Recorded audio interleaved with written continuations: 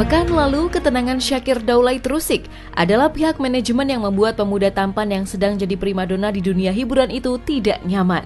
Syakir dilaporkan atas tudingan pencemaran nama baik.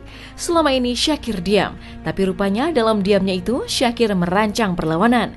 Dan kemarin didampingi Haris Azhari selaku kuasa hukumnya, Syakir pun angkat bicara.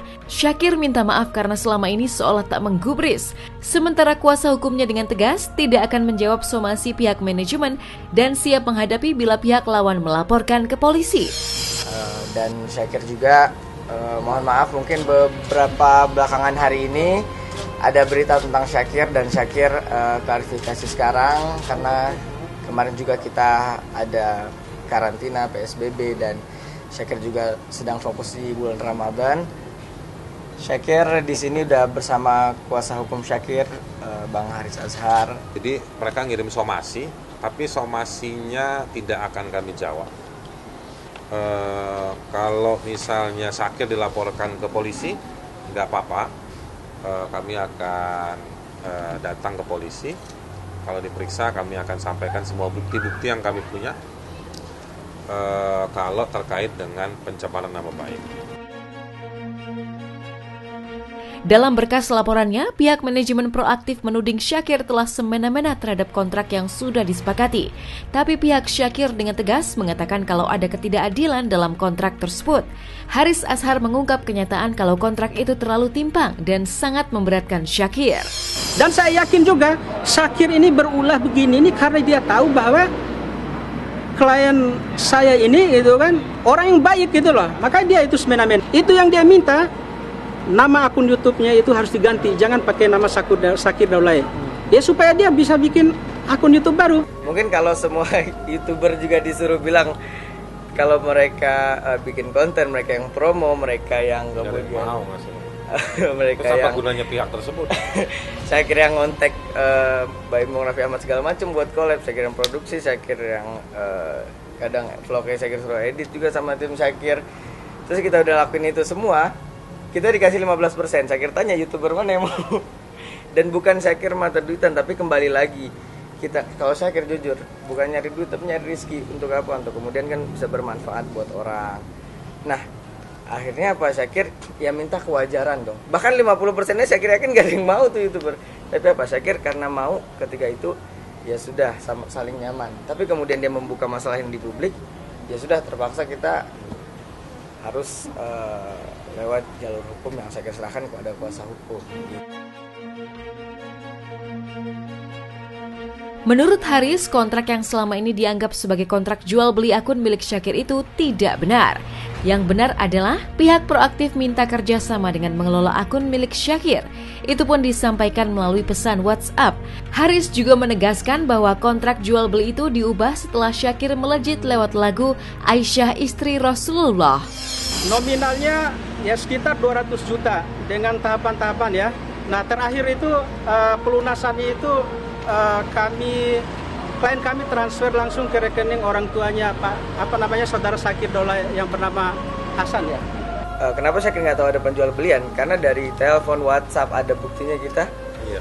Itu dia ngomong, Syakir YouTube kamu saya kelola ya, dan saya berikan advance. Advance itu kalau bukan pinjaman apa ya bahasa Indonesianya? Iya, pinjaman dalam kayak macam ditaruh duit dulu berapa. Tapi nanti kita harus balikin ya, itu kan pinjaman. Syakir dijanjiin mau dikasih rumah apa apartemen. Iya. Mau dikasih mobil. Gitu. Dikasih advance. Advance tuh kayak nih keuntungan yang diberikan lebih dahulu lah, kayak macam deposito apa lah saya. Iya, advance itu bahasanya. Nah kayak gitu. Maka kemudian waktu itu karena saya kira ya memang orang baik kan, saya kira bisa cuma berprasangka baik sama orang. Di awal kan 200 kan memberikan per termin. Nah itu advance, dia bilangnya bukan beli YouTube. Sebelum Aisyah trending, sebelum Aisyah trending itu dia nggak pernah nulis pembelian akun YouTube di transferan itu. Tapi ketika Aisyah trending kemudian ditransfer 50 terakhirnya, dia tulis di situ pelunasan akun YouTube. Jadi Bang, sebelumnya dia tulisnya ini advance-nya gitu-gitu bertermin. Tapi terakhir dia bilang pelunasan akun itu. Melihat fakta dalam kontrak, Haris selaku kuasa hukum Syakir mengaku tidak takut menghadapi tuntutan pihak proaktif. Haris juga siap menuntut balik secara perdata bila pihak proaktif ingin melanjutkan perkara ini.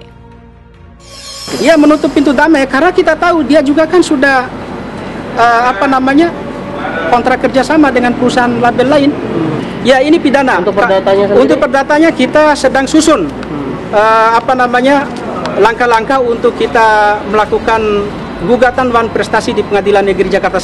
Terkait dengan masalah keperdataan, dalam somasi kami tidak perlu jawab karena sebetulnya yang diminta sama mereka, teknis dalam somasi tersebut tidak jelas apa yang diminta. Kalau diminta untuk menjalankan prestasi sesuai kontrak, sebetulnya Syakir sudah menjalankan jauh dari apa yang mereka sebutkan di dalam somasi. Jadi mungkin kami juga akan melakukan upaya hukum kepada mereka. Jadi intinya masalahnya ini bukan sekedar menjawab somasi, tapi sebetulnya mereka yang sebetulnya membuka masalah ini, dan kami berterima kasih sebetulnya kepada pihak Sugianto CS. Pihak Sugianto CS justru menyadarkan Syakir bahwa Syakir mengalami ketidakadilan yang bertubi-tubi, berlapis-lapis dari berbagai sisi.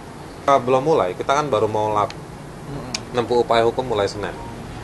Ada sejumlah upaya hukum yang akan kita lakukan. Kepada Allah, Syakir juga nggak menyalahkan orang yang kemudian berprasangka buruk. Jadi banyak orang kan yang menyalahkan Syakir ya mungkin memang belum tahu yang sebenarnya gitu kan. Kayak Instagram kan kadang kita tahunya orang makan pakai tangan kiri padahal itu mirror ya kan, sebenarnya tangan kanan ya. Itu ya semakin tinggi pohon ya semakin kencang anginnya. Kalau nggak mau jadi pohon yang tinggi jadi rumput aja diinjak-injak. Tapi ya kita harus tahan anginnya lah.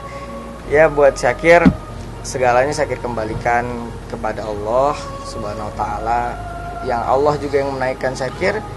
Ya Allah yang mengizinkan Syakir naik, dan Allah kalau bukan atas izin Allah, kita pun nggak bisa merendahkan orang. Kita nggak bisa meninggikan atau merendahkan orang kecuali atas izin Allah.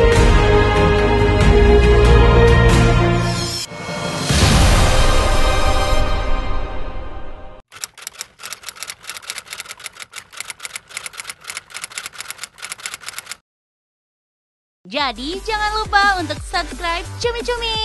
Ditekan ya tombol lonceng merahnya.